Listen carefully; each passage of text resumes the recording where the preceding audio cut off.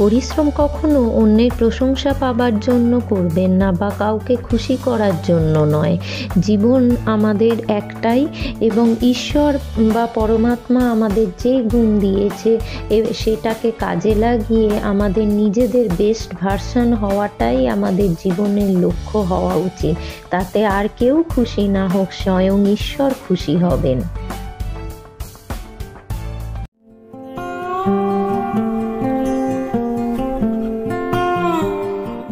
নমস্কার বন্ধুরা, অনেক সকাল সকাল উঠে পড়েছি। এই যে মায়ের রুম, আর মা এখনো ওঠেনি বা আমার ছেলে বা হাজবেন্ডও ওঠেনি।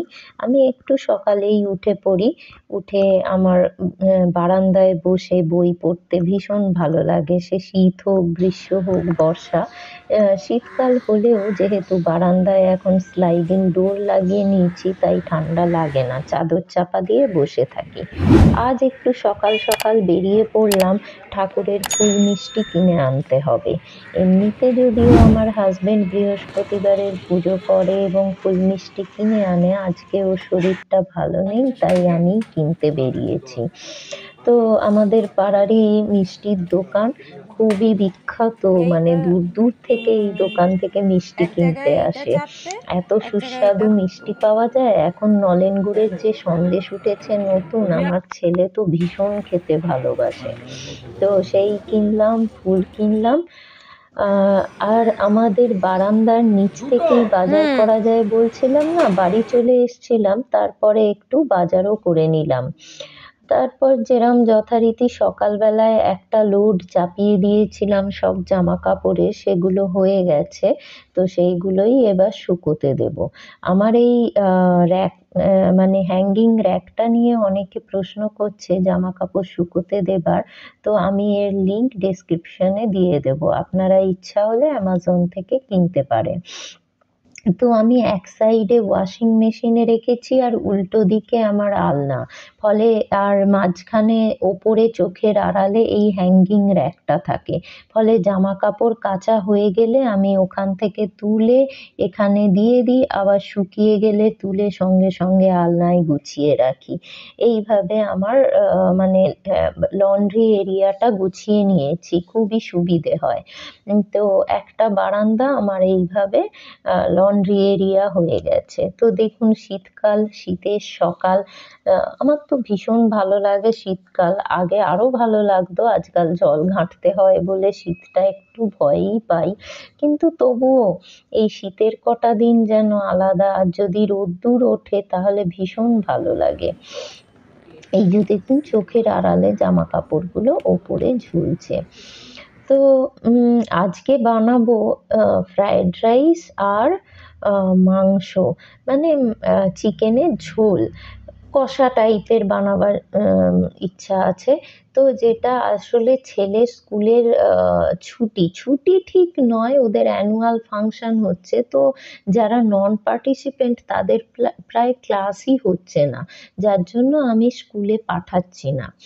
তো মাংসের রেসিপিটা একটু বলে দিই। মাংস সর্ষের তেল দিয়ে তাতে গরম মশলা ৫-৬টা ছোট এলাচকে ফাটিয়ে, লবঙ্গ, দারচিনি আর তেজপাতা দিয়ে তারপর কুচনো পেঁয়াজটা দিয়ে ভাজতে থাকতে হবে। পেঁয়াজটা যতক্ষণ না লাল লাল হচ্ছে ততক্ষণ ভাজতে থাকতে হবে। তো আমার এই মাংস রান্না শেখা আমার বিয়ের পরেই, বিয়ের আগে আমি করিনি, মা করতে দিত না, টুকটাক রুটি বেলা, লুচি বেলা এইগুলোই করেছি। তো মেন রান্না আমি বিয়ের পরেই শিখেছি। আমার শাশুড়ি মা ভীষণ ভালো রান্না করতেন। এই দেখুন, মিক্সিতে আমি দুটো পেঁয়াজ আর একটা টমেটো আর খানিকটা রসুন নিয়ে নেব, আর কয়েকটা কাঁচা লঙ্কা। তো রান্নায় যতটা পারি আমি কম তেল ইউজ করি এবং শুকনো লঙ্কার জায়গায় কাঁচা লঙ্কাই ইউজ করি বেশি। তবে যদিও আজকাল বলছে যে মশলা খাওয়াও দরকার, অ্যান্টি ক্যান্সারাস মশলা। তো এই জন্য তো এবার আমি ওই বাটনাটাকে মাংসর মধ্যে দিয়ে দেব। এই যে পেঁয়াজগুলো ভাজছিলাম না, ভাজা হয়ে যেতে আমি মাংসগুলো দিয়ে দিয়েছি। এবার তার মধ্যে এই বাটাটা দিয়ে দিলাম। আর আদা বাটা যেহেতু আমার ফ্রিজেই রাখা থাকে একসাথে অনেকটা বেটে, তো ওই জন্য এর সাথে বাটলাম না, আদা বাটাটা আলাদা করে দিয়ে দিলাম। এবার দেব যে সমস্ত গুঁড়ো মশলা লাগে, যেমন হলুদ, সামান্য গুঁড়ো লঙ্কাও দেব, আর দেব অল্প একটু জিরে গুঁড়ো, আর গরম মশলা গুঁড়ো। আর একটা জিনিস আজকাল দিচ্ছি, মিট মশলা, দিলে দেখি টেস্টটা আরো ভালো হয়। নিজের মুখে নিজের প্রশংসা করব না, তবে আমার রান্না খেতে অনেকেই ভালোবাসে, বলে আমার হাতের রান্না ভালো হয়। তবে তার ক্রেডিট অবশ্য আমার নয়, আমার শাশুড়ি মার, কারণ আমার শাশুড়ি মা খুবই ভালো রান্না করতেন, ওনার থেকেই দেখে দেখে শিখে আমি লিখে রেখেছিলাম। তো তাই অ্যাপ্লাই করেই এখন অন্যের প্রশংসা পাচ্ছি। এবার পরিমাণ মতো নুন। আচ্ছা, নুন দেবার আমি একটা টোটকা ইউজ করি, জানি না সত্যি কি মিথ্যে, সুদীপার রান্নাঘর থেকে শুনেছিলাম যে যে কোনো রান্নায় যদি 3 বারে নুনটা দেওয়া যায় তাহলে নাকি রান্নায় নুন কম বা বেশি হয় না। যদিও আমার মাঝে মধ্যে নুন একটু বেশি হয়ে যায়, কিন্তু তাও দেখেছি মোটামুটি ঠিক থাকে। রান্না করতে গেলে এদিক ওদিক হয়। তো মাংসটা কষা হচ্ছে, অন্য আঁচে দিয়ে দিলাম। আর বড় আঁচে, এই দেখুন আমার এই বড় কড়াইটা, এটা 5 লিটারের কড়াই, এতে আমি ফ্রাইড রাইসটা করব। একসাথে অনেকটা ফ্রাইড রাইস বলুন বা পোলাও বলুন এই কড়াইটাতে হয়ে যায়। তো এইটা আমি ওই যেদিন করে এইসব রান্না করি বার করে নিই। ব্রোকলিগুলো ভাজছি, শীতের দিন তো ব্রোকলি উঠেছে। তো যদিও লাল আর হলুদ ক্যাপসিকামও দেবার ইচ্ছা ছিল, পেলাম না। তো যাই হোক, ঠিক আছে, এই ব্রোকলিগুলোকে অলিভ অয়েলে ভেজে নিচ্ছি। আজকে ফ্রাইড রাইসটা আমি অলিভ অয়েল আর ঘি দিয়ে করব। তো এই দেখুন কত সবজি দিয়েছি, মানে যতটা সবজি খাওয়া যায় আর কি। আর নামে মাত্র তেল নিয়েছি। দিয়ে এতে একটুখানি নুন ছড়িয়ে দিলে কি হয়, ওটা আস্তে আস্তে কমতে থাকে। এবার হালকা হালকা ভাজবো আর চাপা দিয়ে দেবো আঁচ কম করে, তাতে ভাপে ভাপেই এই আনাজগুলো সেদ্ধ হয়ে যাবে। এটা খুব হেলদি।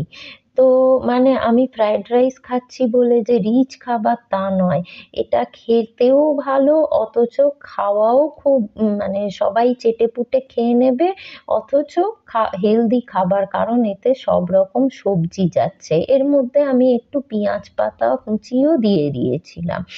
আর যে দেরাদুন রাইসের চাল হয়, সেই চালটাকে আগে থাকতে আমি 70% মতো সেদ্ধ করে ফ্যান ঝরিয়ে রেখে দিয়েছি, সেটা আর দেখাইনি। তো এই ফ্রাইড রাইস খুব ঝট করে হয়ে যায়, এবং মাংস রান্নাও এখন ঝট করে হয়ে যায়। ওই রান্না করতে করতে অভ্যেস হয়ে গেছে, এখন এগুলো করতে আর কিছু মনে হয় না। তো যদি বড় কড়াই পাই তো যতজনের রান্না বলবে করে দিতে পারবো। তো এই হচ্ছে ব্যাপার, এই পাশে মাংস কষা হচ্ছে আর এদিকে এই আনাজগুলো ভেজে তুলে নিলাম। এবার ফ্রাইড রাইসে যদি একটু চিংড়ি মাছ দেওয়া যায় তাহলে তার টেস্ট একদম খুবই ভালো হয়। তো ওই জন্য এই আনাজগুলো ভেজে তুলে নিলাম। এবার ওর মধ্যে তেল দেবো, এদিকে মাংসতে জল ঢেলে দিচ্ছি। একটু বেশি করেই জল দিলাম, যাতে ফোটাতে একদম শুকিয়ে গেলে ভালো লাগে না, তবে কষা তো একটু গা মাখা মাখা হলে ভালো লাগে। এই প্রেসার কুকারটারও লিংক আমি দিয়ে দেবো, এটাই যে এত সুবিধে হয়। কড়াই ক্রাম প্রেসার কুকার, ওর মধ্যেই নেড়ে চেড়ে ঢাকনা লাগিয়ে দিলেই ব্যাস, সিটি পড়ে যাবে, একটা সিটিতেই চিকেন রেডি। তবে আগে ভালোভাবে কিন্তু কষে নিতে ভুলবেন না, কষার ওপরেই সব রান্নার টেস্ট নির্ভর করে। এবার এইদিকে ওই সেই অলিভ অয়েলেই আমি একটুখানি চিংড়ি মাছগুলোকে ভেজে নিচ্ছি। এতেও আপনি চাপা দিলে চিংড়ি মাছগুলো হালকা সেদ্ধও হয়ে যাবে এইভাবে। এবার চিংড়ি মাছটা ভাজার পর কড়াটাকে ধোবেন না, তলায় লেগে গেলেও, কারণ ওতেই আসল টেস্টটা আসে। ওর মধ্যেই ঘি দিয়ে আপনি যদি ফ্রাইড রাইসটা ভাজতে পারেন, আলাদা টেস্ট চলে আসে। তো শুরুতে যেটা বলছিলাম যে নিজেদের আমরা যে কাজকর্ম করি তার একটা ধাঁচ চলে আসে। এই দেখুন মিট মশলাটা ফুরিয়ে গেছে, তো আমি সঙ্গে সঙ্গে লিস্টে অ্যাড করে নিলাম। এই ছোট্ট খাতাটা আমি সব সময় সঙ্গে রেখে দিই, যেখানে যাই, রান্নাঘরে, ঘরে, সব জায়গায় যেখানে যেটা প্রয়োজন কিনতে হবে লিখতে থাকি, বা কাউকে কোনোটা রিপেয়ার করতে হবে সব লিখতে থাকি। লেখা থাকলে কি হয়, আপনি ওই ছোট্ট খাতাটা নিয়ে যখন বাইরে বেরোবেন, নিয়ে বেরোলেন, একসাথে সব কাজ গুছিয়ে হয়ে যায়। তো ওই দেখুন চিংড়ি মাছ ভাজা কড়াইতেই ঘি দিয়ে দিলাম খানিকটা, 3-4টে তেজপাতা, গরম মশলা, ওই ছোট এলাচ 4-5টা ফাটিয়ে, লবঙ্গ দারচিনি দিয়ে একটু নেড়ে নেবো, যাতে এই মশলাগুলোর গন্ধটা ঘিয়ের সঙ্গে মিশে যায়। এত অপূর্ব খেতে হয়েছিল। আমি মানে আমি নিজেই খেতে ভালোবাসি এই ধরনের পদ হলে, আর বাড়ির লোকজনও খুব খুশি হয়ে যায়। এই যে চালটাকে কিন্তু সেদ্ধটা করাটাই আসল, বেশি সেদ্ধ করে ফেললে খুব মুশকিল।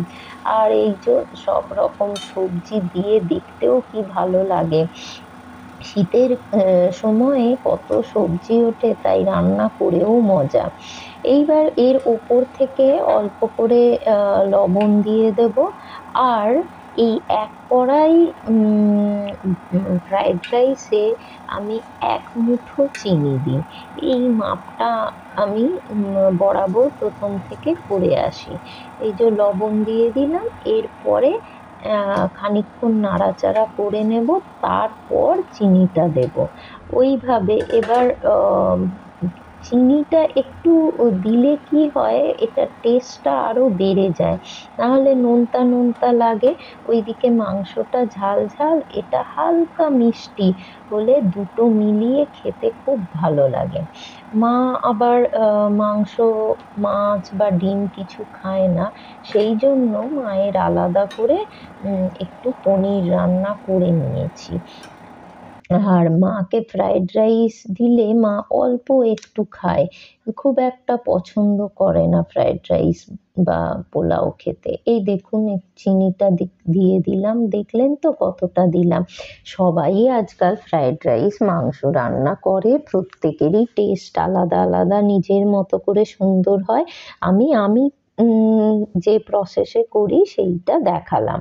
আমার শাশুড়ি মা আরও ভালো করে করতেন, সব আনাজ আলাদা আলাদা ভেজে। আমি আর অত কুঁড়েমি করে একসাথেই সব ভেজে নিয়ে তারপরে চালটাকে দিয়ে একসাথে নাড়াচাড়া করে চিনি দিয়ে চাপা দিয়ে দিই, হয়ে যায় আমার ফ্রাইড রাইস। এদিকে রান্না করতে করতে ছেলেকে বলছি পড়তে বস, পড়তে বস, কিছুতেই বসে না। তারপর বাবার কাছে বকুনি খেয়ে এখন পড়তে বসেছে। ওই দেখুন, শুধু খেলবো খেলবো মন, পড়তে মোটে চায় না। আর এখন অবশ্য যেটুকু পড়ে তাও মন দিয়ে পড়ে বলে বেশি না পড়লেও হয়ে যায়। আর আমি এই ছোট বয়সে বেশি চাপও দিতে চাই না। আজকাল যা মাই লর্ড, কম্পিটিশন এই যে হয়েছে, এই ঘরে দেখুন বসে আবার আছে মায়ের এখন, সঙ্গে খেলা এই হচ্ছে, কদিন আগে মায়ের রিটায়ার মাথায় টুপি করলো, পরিয়ে দিয়ে 80 বছরে। কিসব বলা হচ্ছে। এই যে তারপরে রান্না বান্না হয়ে গেছে, মাকে চান করিয়ে নিয়েছি। এইবার মায়ের নখগুলো কেটে দেবো। অনেক বড় বড় নখ হয়ে গেছে, আর নখ কাটতে গেলে আর চান করাতে গেলে, এখন শীত পড়েছে বলে রোজ বলবে আমি চান করব না, তারপর 1 মগ জল ঢালার পরেই আর না আর না করে কাঁদতে থাকবে।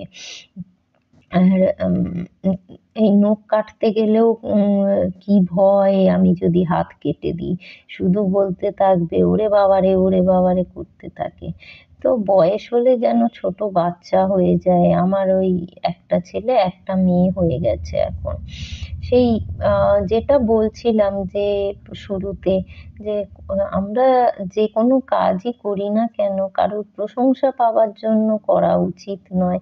হ্যাঁ, একজনের প্রশংসা পাওয়ার জন্য অবশ্যই করা উচিত, সে হলো স্বয়ং ঈশ্বর, যে আমাদের এই পৃথিবীতে পাঠিয়েছে কিছু গুণ দিয়ে। সেইটা যদি আমরা ঠিক করে ইউজ করতে পারি তাহলে বলবে, যাক যা, একে আমি যে কাজটা দিয়েছিলাম সেটা ঠিক করে অন্তত ও করছে। এই একটু বেরোলাম, ছেলে বায়না করছিল, তো আমি বললাম একটু ছবি তুলে দে আমার। ওই দাঁড়িয়ে ফটো তুলছে, ওকে নিয়ে যাব। আমাদের সামনেই একটা মঠ আছে, মহামিলন মঠ, ওই দেখুন রাধা কৃষ্ণের মূর্তি কি সুন্দর শীতের সাজে সাজিয়ে দিয়েছে। তো এখানে রেগুলার পাঠ হয়, নাম সংকীর্তন হয়, কৃষ্ণ নাম সংকীর্তন। আর আমি গিয়ে ওই ঠাকুর দালানে বসে থাকি, আর রিমো খেলা করতে থাকে ওর বন্ধুদের সঙ্গে। এখানে কয়েকটা বন্ধুও ওর হয়ে গেছে। তারপর এই মঠ থেকে ফিরে এসে সন্ধেবেলায় একটু ওকে পিডিয়াশিওর খাওয়াবো বলে গুলে নিচ্ছি, আর মাকে দেবো একটু মুড়ি তেল মাখিয়ে। তো সন্ধেবেলায় জেনারেলি ও পিডিয়াশিওরই খায়, কোনো কোনো দিন আবার একটুখানি কর্নফ্লেক্স খায়। কিভাবে আমাদের দিনগুলো কেটে যাচ্ছে তাই না? এই তো সেদিন আমি স্কুলে পড়তাম, এখন আবার ছেলেকে স্কুলে পাঠাচ্ছি রেডি করে, ভাবতেই পারি না। সকাল হচ্ছে, সন্ধে হচ্ছে, একটা করে দিন কেটে যাচ্ছে, আর একটা একটা করে আমরা দিন কাটিয়ে যাচ্ছি, নতুন নতুন অভিজ্ঞতা লাভ করছি। দেখতে দেখতে আমি 40 ঊর্ধ্ব হয়ে গেলাম। তো এখন এই জীবনে যতটুকু টাইম কাটিয়েছি তা থেকে এটা বুঝি যে পরিস্থিতি আসুক না কেন আমাদের হাসি মুখে পেরিয়ে যেতে হবে, এবং সব যুদ্ধে তাহলে আমরা জয়ী হতে পারবো।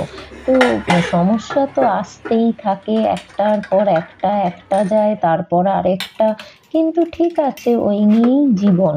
যদি সবসময় স্মুথ চলে তাহলে কি ভালো লাগে? তখন তো সবাই ভগবানকে ভুলে যাব, তাই না? ওই জন্য বোধহয় ভগবান আমাদের সমস্যাও দিয়ে রাখে, যে আমরা যাতে না তাকে ভুলে যাই। এরপর ঠাকুরকে একটু সন্ধে দেখিয়ে আমি ছেলেকে নিয়ে আবার সেই পড়াতে বসাবো। তারপর আবার সেই রাতের খাবার রেডি করা এবং খাওয়া দাওয়া করা। তারপর একটু দেখিয়ে দেব আমার নাইট টাইম স্কিন কেয়ার। মানে 40-এর ওপর বয়স হয়েছে, এমনিতে স্কিনে এখন আস্তে আস্তে হালকা হালকা রিঙ্কেলস আসছে। তো সেই জন্য এই শীতকালে একটু তো বেশি ড্রাই হয়ে যায়। আমি জেনারেলি কি ইউজ করি, এবং একটু ম্যাসাজ করে আর রাত্রে একটু ক্রিম লাগিয়ে শুলে স্কিনটা বেশ সুন্দর থাকে, ভেতর থেকে একটা গুড ফিলিংস আসে। তো সেই আপনাদের সবার কেমন লাগছে আমার ভিডিও একটু জানাবেন, এবং স্কিপ করে করে দেখবেন না, সবাই পুরোটা দেখবেন। আপনাদের মতামত আমার সব ভীষণই প্রয়োজন, এবং সেই অনুযায়ী তাহলে আমি পরবর্তী ভিডিও আনবো। এই দেখালাম বায়ো অয়েল আমি ইউজ করি। এই বায়ো অয়েলে ভীষণ স্কিন গ্লো করে। মানে আপনি দেখবেন যদি টানা ইউজ করেন আপনার রং একটু হলেও ফর্সা হয়ে যাবে। আর তার উপর দিয়ে আমি ময়েশ্চারাইজার লাগিয়ে নেব, তাহলে কি হবে, ওই অয়েলটা পুরোটা আমার স্কিন অ্যাবজর্ব করে নেবে। তো রাত হয়ে গেছে, এরপর ভিডিও এডিটিং করব, করে শুয়ে পড়ব। এইভাবেই কেটে যাচ্ছে। তো কেমন লাগলো জানাবেন অবশ্যই। আজকের মতো এটুকুই। নতুন কেউ দেখলে অবশ্যই সাবস্ক্রাইব করতে ভুলবেন না, আর সাবস্ক্রাইব করে পাশে যে বেল আইকনটা থাকে ওইটা অবশ্যই প্রেস করে দেবেন, তাহলে আমার সব ভিডিওর নোটিফিকেশান আপনাদের কাছে যাবে। আর আমি প্রচুর শর্টস ছাড়ি রেগুলার, সেগুলো দেখতে থাকবেন। অনেক টিপস থাকে, যেটুকু আমি জানি, বেশি কিছু জানি না। তো আজকের মতো এই পর্যন্তই। টাটা।